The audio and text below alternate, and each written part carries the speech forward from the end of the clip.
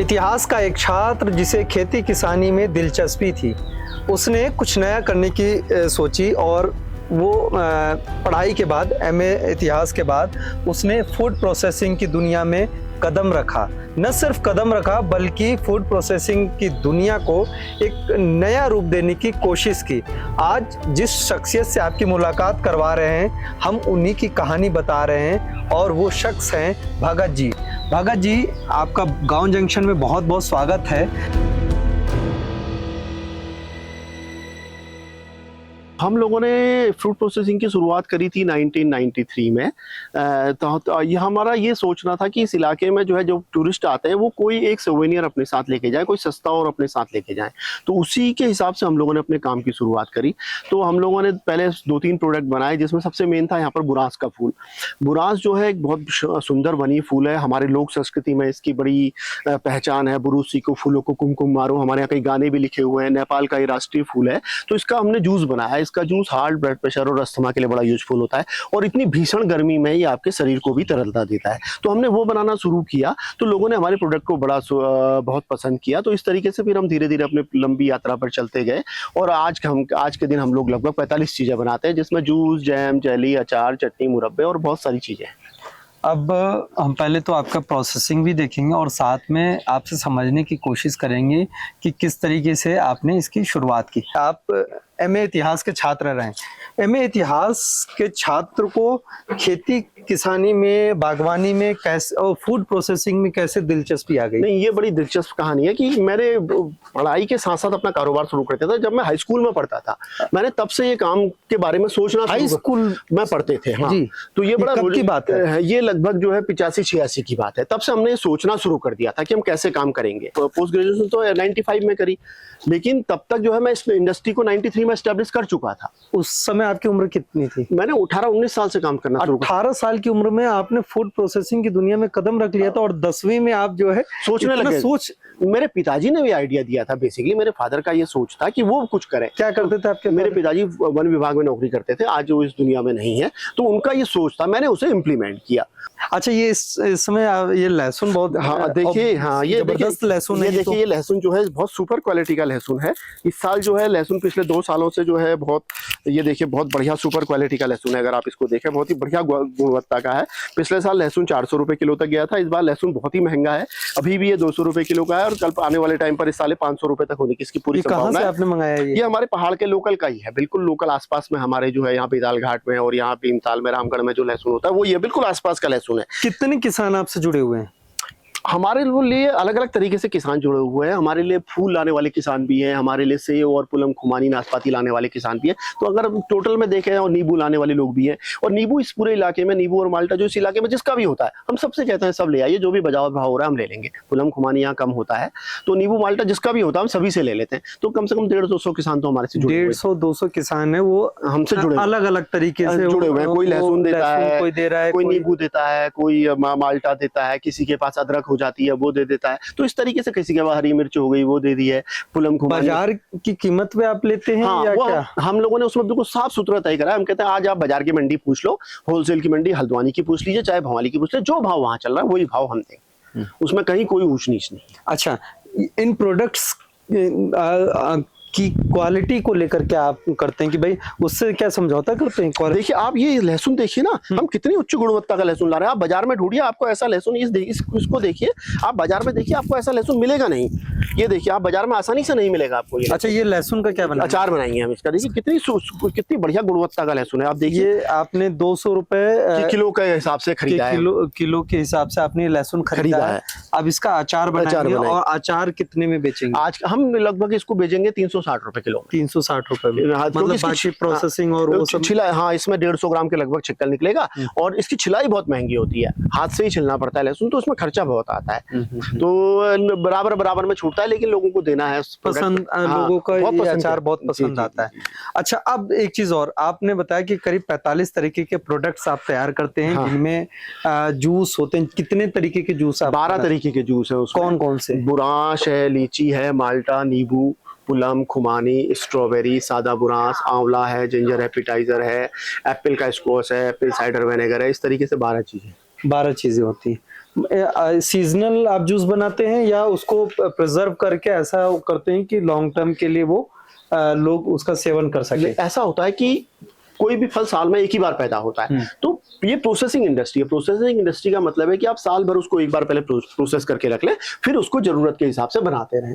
तो ये processing industry इसी तरीके से चलती रहती है कि आपने जैसे एक बार आम के अचार के बारे में मैं आपको सबसे सरल बताता हूँ। आम हम लोग एक बार इकट्ठा करते हैं, जैसे आम का सीजन आजकल आ रहा है, आम खरीदेंगे हम लोग, उसको काटेंगे और उसको नमक में प्रिजर्व कर देंगे।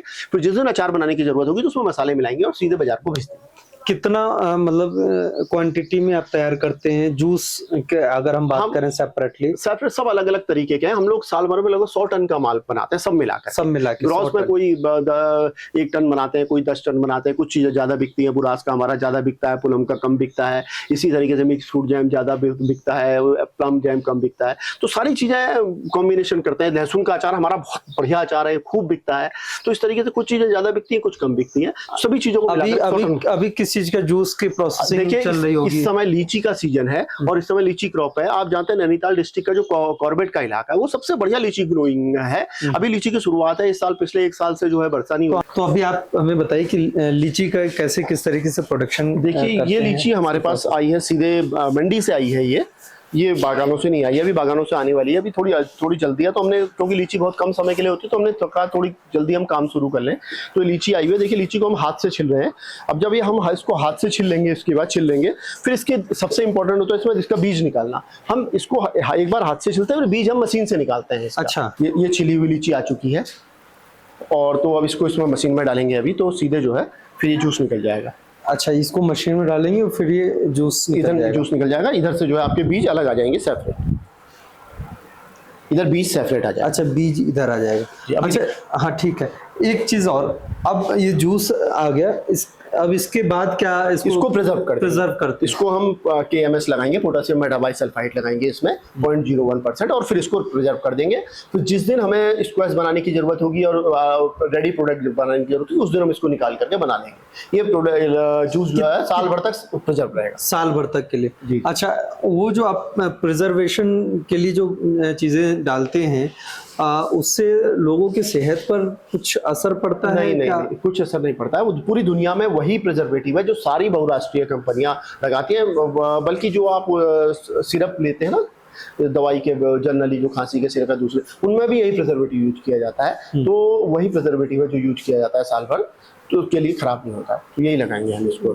तो अगर आपने वहाँ पे वो कर लिया, निकाल लिया, उसके प्रोसेसिंग कर ली, ठीक है, प्रिजर्व कर लिया एक तरीके से, उसके बाद फिर पैकेजिंग वगैरह और क्या प्रोसेस होता है? फिर उसके बाद हम लोग बना करके पैकेजिंग करते हैं बोतल में और फिर रैपरिंग करके इसको सीधे दुकान में भेज देते हैं। अभी यहाँ कौन कौन से प्रोडक्ट्स हैं? जैसे अभी हमारे पास देखिए स्क्वैशेस रखे हुए हैं। देखिए ये जिंजर एपिटाइजर बना के रखा हुआ है अभी हमने। ये जिंजर एपिटाइजर तैयार है। देखिए ये लेमन स्क्वैश तैयार है अभी, ये देखिए आप। इसके बाद ये देखिए ये लीची का स्क्वैश तैयार किया हुआ है हमने। ये देखिए लीची का स्क्वैश है। उसके बाद ये देखिए ये माल्टा का स्क्वैश है। ये माल्टा का स्क्वैश तैयार किया हुआ रखा हुआ है। इसी तरीके से देखिए इधर अगर आप देखेंगे तो देखिए ये इसमें ये टैग लगा हुआ है। तो ये प्लम स्क्वैश, ये प्लम स्क्वैश है, ये प्लम का प्रोडक्ट है सारा का सारा। ये आंवले का जूस है, तो ये आंवले का स्क्वैश है। इस तरीके से ये टैग है। ये जिंजर एपिटाइजर है, तो ये वाला पूरा रैक जिंजर एपिटाइजर का होगा। तो ये मुरब्बे हैं सारे के सारे, है ना, इस तरीके से। और अगर हम आगे जाएंगे तो देखिए ये पीच हाप्स है। ये बहुत प्रीमियम प्रोडक्ट है। ये आड़ू है, इसको आड़ू कहते हैं, आड़ू है। इसकी कैनिंग करते हैं हम लोग। ये पीच हाप्स है। ये बहुत शानदार प्रोडक्ट है, प्रीमियम प्रोडक्ट है। इसके अंदर आड़ू होता है, इसको खाया जाता है सीधे क्रीम के साथ या मलाई के साथ। मतलब ये आड़ू को आप प्रिजर्व करके जो है साल भर के लिए रख देते हैं ताकि लोगों को बाजार में न मिले। हाँ, तो ये जी, जैसे टेरिन फ्रूट है वैसे वाले हैं। उसके अलावा देखिए ये सबसे जो हमारा मेन प्रोडक्ट है, देखिए सबसे ज्यादा बना हुआ हमारे यहाँ बुरांस ही है। ये देखिए ये बुरांस हमारा सबसे मेन प्रोडक्ट है। ये बुरांस बना हुआ है। तो बुरांस कहाँ से लाते हैं? बुरांस हम लोग मुक्तेश्वर से लाते हैं और ये लीची बना हुआ है। देखिए इसके अलावा ये जैम है, चटनी है, इस तरीके से बहुत सी चीजें हैं। उधर भी देखिए ढेर सारा बुरांस बना हुआ है वो। अच्छा, आपने बताया कि करीब 100 टन, हाँ 100 टन उत्पाद करते हैं साल भर में। साल भर का।